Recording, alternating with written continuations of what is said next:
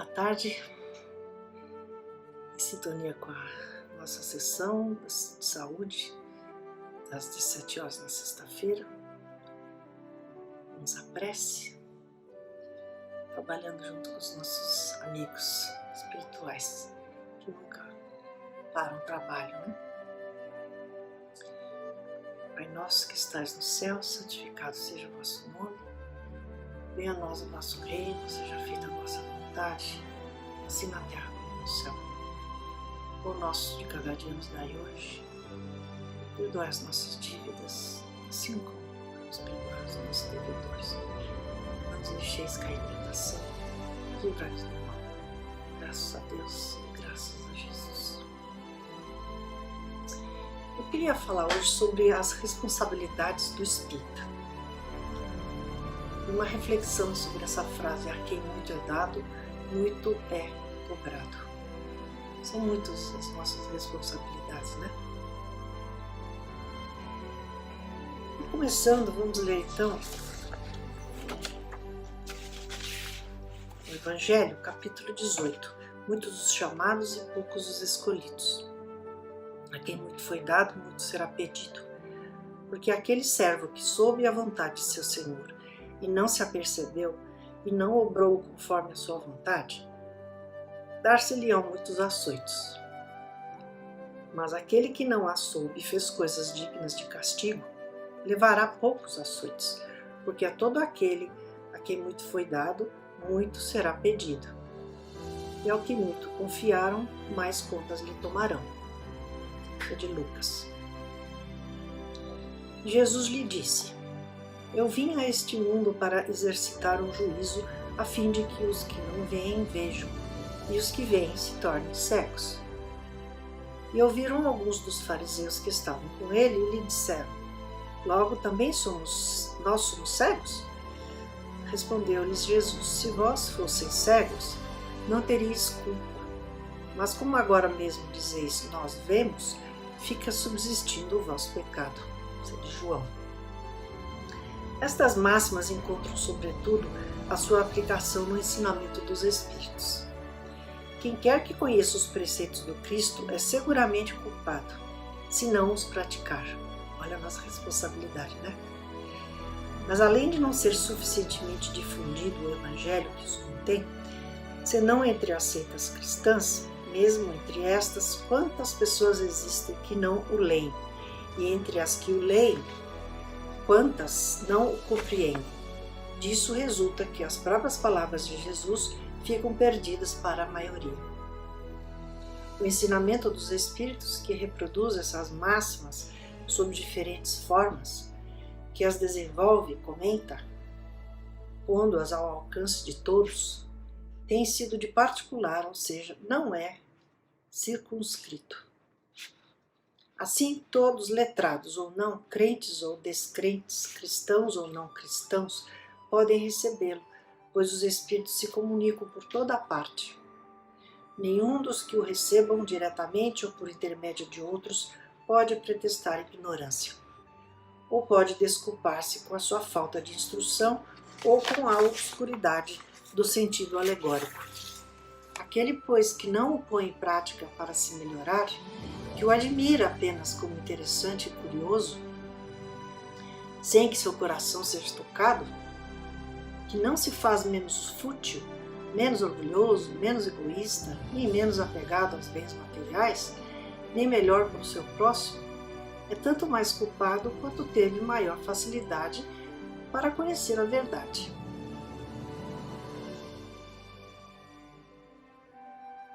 Os médiuns que obtêm boas comunicações são ainda mais repreensíveis por persistirem no mal, pois escrevem frequentemente a sua própria condenação. E se não estivessem cegos pelo orgulho, reconheceriam que os espíritos se dirigem a eles mesmos. Mas em vez de tomarem para eles as lições que escrevem, ou que veem os outros escreverem, sua única preocupação é a de aplicá-las a outras pessoas, incidindo assim nestas palavras de Jesus: vedes um argueiro no olho do próximo e não vedes a trave no vosso.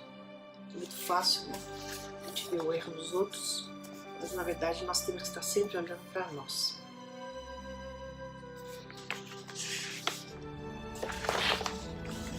Vamos ler também esse outro trecho aqui, no capítulo 7, Bem-aventurados os pobres de espírito, instruções dos espíritos, no item missão do homem inteligente na terra. Não vos orgulheis por aquilo que sabeis, porque esse saber tem limites bem estreitos no mundo que habitais. Muitos espíritos se acham superiores por ter acesso à verdade que o espiritismo lhes abriu, né? Lhes desvelou. Na verdade, nós temos que usar esse conhecimento para ajudar o próximo, não para alimentar o nosso orgulho. Mesmo supondo que sejais uma das sumidades desse globo, não tendes nenhuma razão para vos envaidecer. Se Deus, nos seus desígnios, vos fez nascer no meio onde pudestes desenvolver a vossa inteligência, foi por querer que a usasseis em benefício de todos. Porque é uma missão que Ele vos dá, pondo em vossas mãos o instrumento com o qual podeis desenvolver ao vosso redor as inteligências retardatárias e conduzi-los a Deus. A natureza do instrumento não indica o uso que dele se deve fazer? A enxada que o jardineiro põe nas mãos do seu ajudante não indica que ele deve cavar? E o que diríeis se o trabalhador, em vez de trabalhar, erguesse a enxada para ferir o seu senhor? Diríeis que isso é horroroso e que ele deve ser expulso. Pois bem, não se passa o mesmo com aquele que se serve da sua inteligência para destruir entre os seus irmãos a ideia da providência. Não ergue contra o seu senhor a enxada que lhe foi dada para preparar o terreno? Terá ele direito ao salário prometido ou merece, pelo contrário, ser expulso do jardim? Pois o será, não o duvideis, e arrastará existências miseráveis e cheias de humilhação, até que se curve diante daquele a quem tudo deve. Tudo isso com orgulho. A inteligência é rica em méritos para o futuro, mas com a condição de ser bem empregada. Se todos os homens bem dotados se servissem dela segundo os desígnios de Deus, a tarefa dos espíritos seria fácil, ao fazerem progredir a humanidade. Muitos, infelizmente, a transformaram em instrumento de orgulho e de perdição para si mesmos. O homem abusa de sua inteligência como de todas as suas faculdades, mas não lhe faltam lições advertindo-o de que uma poderosa mão pode retirar-lhe o que ela mesma lhe deu. Então, continua aí, né? Nossa responsabilidade sobre todo o conhecimento que temos, né? E sobre a capacidade, né? Diz aqui que temos a inteligência de compreender, né, essas responsabilidades. E a respeito disso eu vou ler esse conto, do Irmão X e do livro Contos desta e da Outra Vida. Vou ler rapidinho. Então, Macário Fagundes era um espírito que desencarnou, bateu à porta da esfera superior, segurando a Bíblia ao peito. A Bíblia resumir-lhe na terra as preocupações e os objetivos. Estudar religiões, simpatizar com todas. Contudo, refugiar-se na Bíblia, dela fazendo argumento de última instância.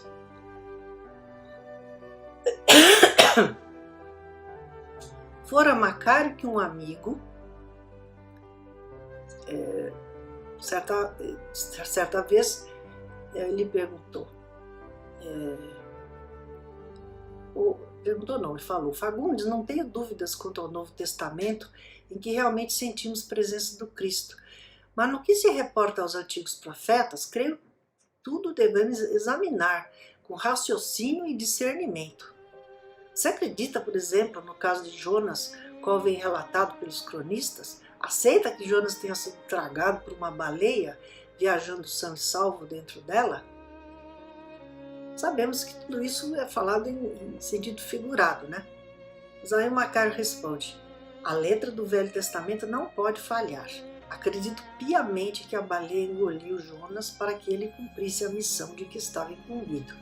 E se tivesse escrito na Bíblia que Jonas engolira a baleia, eu aceitaria a informação com a mesma fé.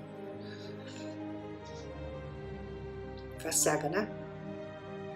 Pois era Macário quem se perfilava agora, reverente ao pé da sagrada porta.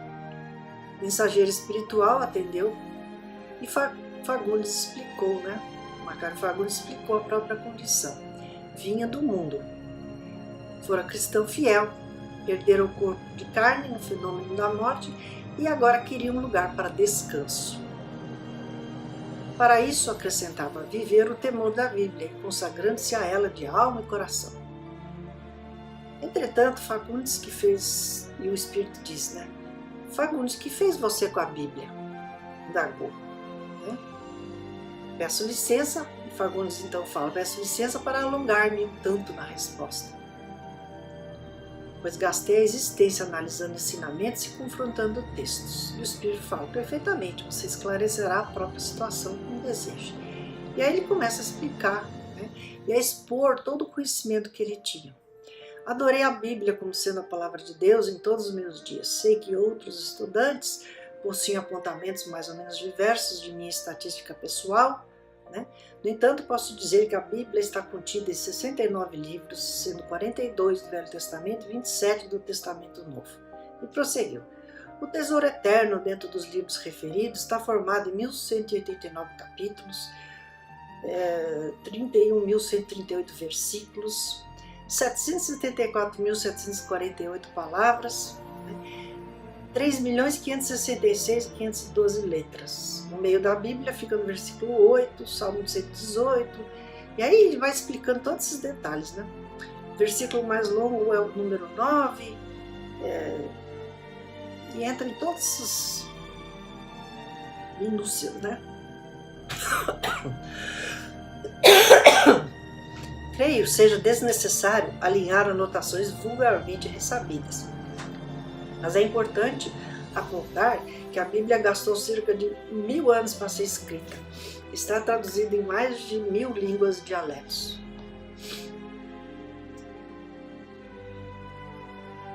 E aí ele ficou quieto. E o Espírito olhou e falou, efetivamente a sua cultura do livro sagrado é espantosa. Mas houve um mal entendido. Desejamos saber, na verdade, o que você realizou com a Bíblia no coração e nas mãos. Ah, tornou Fagundes repentinamente desapontado. Já disse o que consegui. Minha confiança na Bíblia diz tudo. Sim, os seus conhecimentos são admiráveis, disse o Espírito. No entanto, a esfera superior pede obras edificantes. A lei determina seja cada um de nós julgado pelas próprias obras. E é preciso que você relacione os próprios feitos. O apóstolo Paulo adiantou Macário, desculpando-se. Declara no versículo 1 do capítulo 5, na Epístola aos Romanos, que justificados pela fé, temos paz com Deus por nosso Senhor Jesus Cristo. Sem dúvida, disse o Espírito, a fé constitui o alicerce de todo trabalho, tanto quanto o plano é o início de qualquer construção.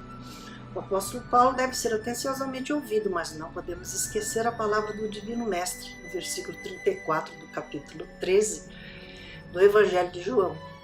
Amai-vos uns aos outros, como vos amei. Não ignoramos que Jesus nos amou em plena renunciação de si mesmo, para melhor servir. De fato, disse Fagundes. E agora, se me dediquei completamente à fé, que fazer agora? E o Espírito fala, é preciso voltar à terra e nascer de novo para fazer o bem que ensinamos. Fazer o bem que ensinamos, né? O próprio Cristo não teve outro programa perante Deus e Paulo de Tarso, que exaltou a fé, não viveu outras diretrizes diante do Cristo. Crer sim, mas fazer também. Fazer muito e sempre o melhor.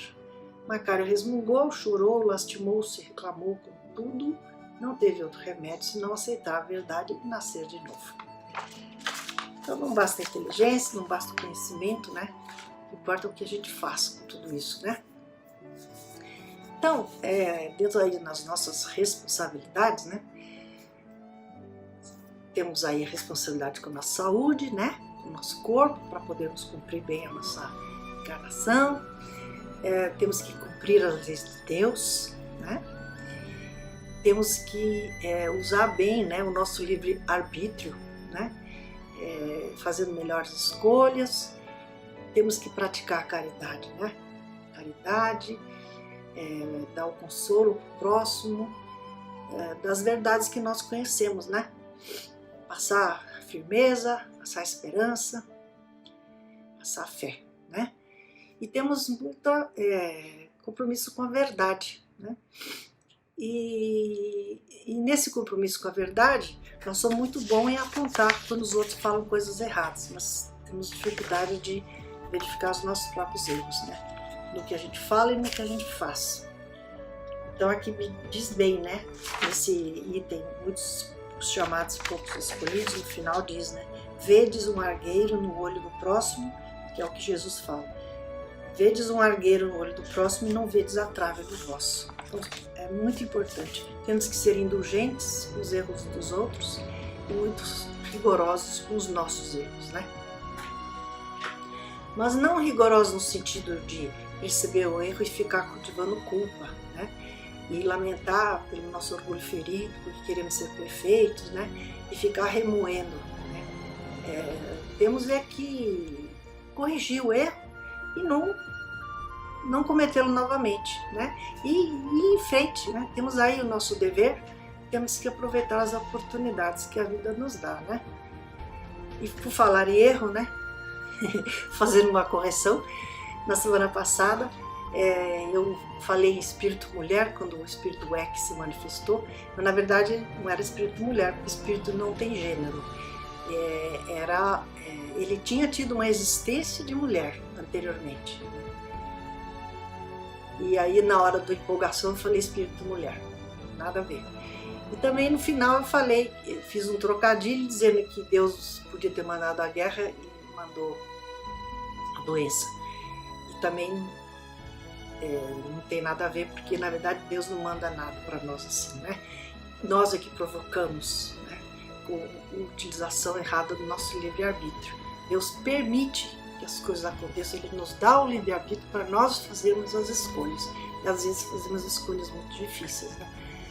Então fica claro aí, e é bom esclarecer, porque alguém desavisado vai ouvir isso, pode ficar revoltado com Deus, né? Como Deus manda uma doença? Deus não manda nada, né? Isso é tudo de nossa responsabilidade. São os nossos má utilização do nosso livre-arbítrio, né? E essa responsabilidade, ela recai sobre o evangelizador, sobre quem leva a palavra e sobre quem ouve, né?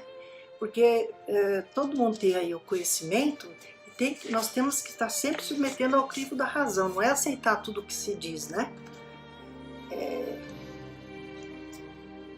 Não é porque a pessoa está fazendo a palestra que tudo que ela diz é correto.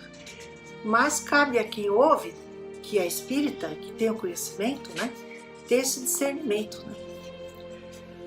Bom, está feita aí a correção, abri mão do meu orgulho, né?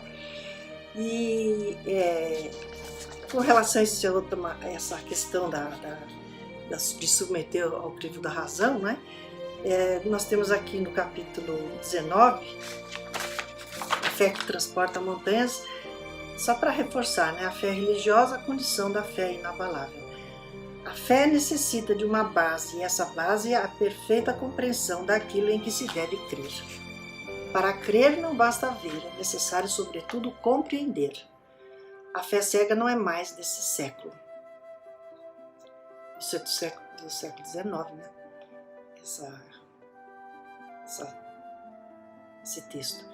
É precisamente o dogma da fé cega que hoje em dia produz o maior número de incrédulos, porque ela quer impor-se, exigindo a abdicação de uma das mais preciosas prerrogativas do homem, a que se constitui do raciocínio e do livre-arbítrio. É contra essa fé, sobretudo, que se levanta o incrédulo, que mostra a verdade de que a fé não se impõe. Não admitindo provas, ela deixa no espírito um vazio de que nasce a dúvida. A fé raciocinada, que se apoia nos fatos e na lógica, não deixa nenhuma obscuridade. Crê-se porque se tem a certeza que só se está certo quando se compreender. Eis porque ela não se dobra, porque porque só é inabalável a fé que pode enfrentar a razão face a face em todas as épocas da humanidade. É a esse resultado que o Espiritismo conduz, triunfando assim da incredulidade, todas as vezes em que não encontrar a oposição sistemática interessada. Então é submeter ao crivo da razão sempre, né? Tudo que se fala, tudo que se ouve, né? E estarmos sempre atentos, né?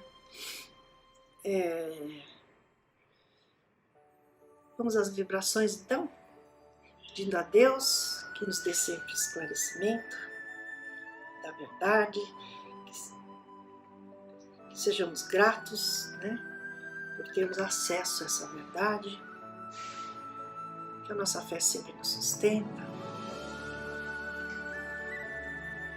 e tenhamos a capacidade de estar sempre passando todas essas verdades para o próximo, nos dando consolo, nos dando esperança. Que Deus ampare a todos os que sofrem nesse mundo, Senhor, que dê capacidade de discernimento, de boas decisões aos nossos governantes, que possamos estar sempre em paz. Pai nosso que estais no céu, santificado seja o vosso nome, venha a nós o vosso reino, seja feita a vossa vontade, assim na terra como no céu. O pão nosso de cada dia nos dai hoje, perdoai as nossas dívidas, assim como procuramos perdoar aos nossos devedores. Não nos deixeis cair em tentação, livrai-nos do mal. Graças a Deus, graças a Jesus. Obrigada, até a semana que vem. Fiquem bem.